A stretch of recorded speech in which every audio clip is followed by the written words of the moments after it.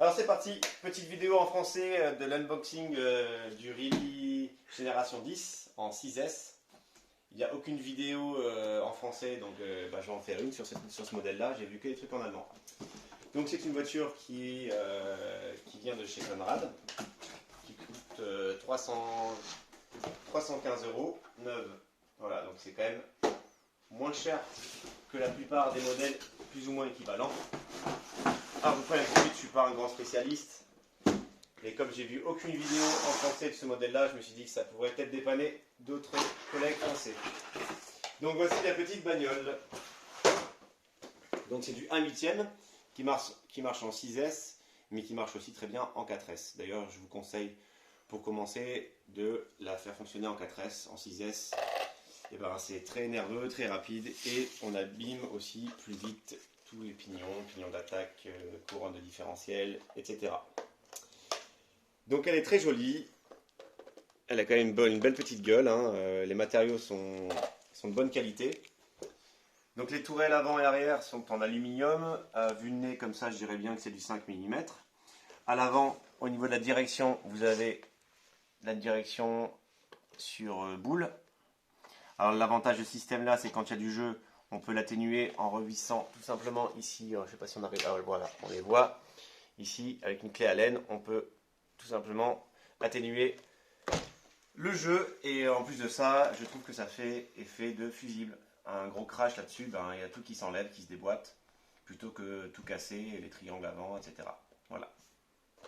À l'intérieur, donc vous avez des scratchs, hop, nous avons voilà, un très joli combo, donc c'est du Really. En gros, c'est Really, le SC que vous avez là, donc c'est du 150 ampères. C'est du Really, en gros, qu'est-ce que c'est? C'est du Hobbywing qui est rebadgé. Donc j'ai justement une carte de programmation Hobbywing qui fonctionne tout à fait parfaitement bien avec cette ESC.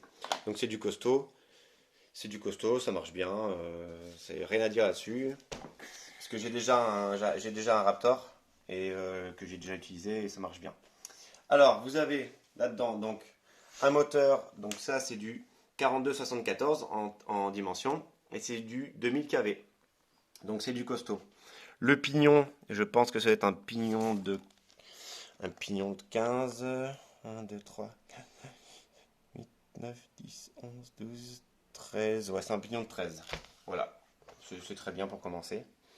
Voilà, donc là ici les prises, voilà, pour pouvoir accorder deux batteries de 3S ou deux batteries de 2S, ou éventuellement une seule batterie. Dans ces cas-là, il faut juste mettre un petit pont ici. Voilà, à cet endroit-là, il faudra mettre un petit pont. Voilà. Ensuite, que dire d'autre? Alors, le dessous. Donc, vous avez un très beau châssis en aluminium. Voilà. Qui lui-même est pris dans le plastique. Voilà, donc ça, ça a l'air d'être très bon.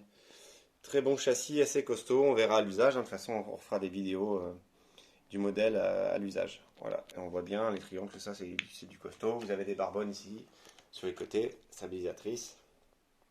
Voilà. Les suspensions, donc c'est de l'aluminium. Voilà, jusqu'en haut. Voilà, alors, en termes de... Ouais, elles sont mal réglées par contre, hein. Elles remontent difficilement. Voilà, l'arrière par exemple, très clairement, elles sont au maximum, on voit ici, voilà, elles sont déjà presque au maximum. Donc à mon avis, ça faudra détendre, étirer le ressort ou changer l'huile à l'intérieur pour en mettre un peu plus fluide. Mais là, ouais, elle a du mal à remonter. L'avant, ça va à peu près. Ok. Donc voilà pour cette unboxing. Je vais oui, donc juste reparler donc, des systèmes de renfort que vous avez là. Donc, vous avez à l'avant et à l'arrière. Sur certains modèles, il y a même en plus de ça un renfort central. Là, il n'y est pas. Vous avez des protections ici à l'arrière qu'on voit ici. Voilà, qui permettent d'éviter que les cailloux viennent se mettre dans les cardans, etc. Les cardons sont assez gros, hein. Là, c'est pareil, je devrais prendre mon pied à coulisse, mais ça, à mon avis, c'est du 3 ou du 4 mm. Ah non, mon pied à coulisse, je l'ai pas. Donc, de toute façon, c'est pas grave, je repréciserai sur notre vidéo. récepteur est dans la petite boîte ici, qui est totalement étanche. Voilà. J'ai un Raptor, j'ai déjà essayé. Et c'est assez efficace. S'il n'y a pas trop de fil qui sort de là, c'est assez efficace. Les pneus, donc ils sont voilà, relativement mous. Je pense qu'ils sont quand même de relativement bonne facture. Ils sont déjà bien collés à la jante, c'est bien. Voilà, le servomoteur, je pense que c'est un 15 kg. Je ne sais pas si c'est noté dessus. Mais alors peut-être sur la boîte. Qu'est-ce qui est marqué sur la boîte? Donc nanana, donc c'est pour débutants 80 km/h. Nanana, je regarde, il n'est pas marqué. Ah oui, c'est 15 kg. Effectivement, c'est un 15 kg. 15 kg, ça fait son taf. Voilà. Moi, je l'ai sur le Raptor. Bon, ça marche. Ça marche, mais je conseillerais quand même de mettre un 20 kg. Voilà. Donc, c'est une bonne petite voiture. Et voilà, si on met le Raptor à côté, ici, très bien. Voilà, vous voyez un petit peu près. Les châssis sont exactement les mêmes, hein. Sauf que moi sur le Raptor, bah, j'ai pas de protection à l'arrière. Les triangles, ce sont pas les mêmes. Non, c'est pas les mêmes triangles. De toute façon, on voit que oh, non, non, non, non, ouais, non, en fait, ils sont pas, non, c'est pas exactement le même châssis. Celui-là est plus long. Le châssis du Raptor est plus long. On voit bien les axes ici. À l'avant, si je mets les deux axes l'un côté à l'autre. À l'arrière, le châssis du Raptor est un peu plus long. Voilà.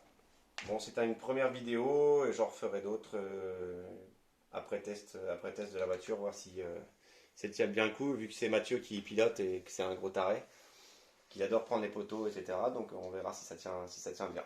Voilà. Tchuss.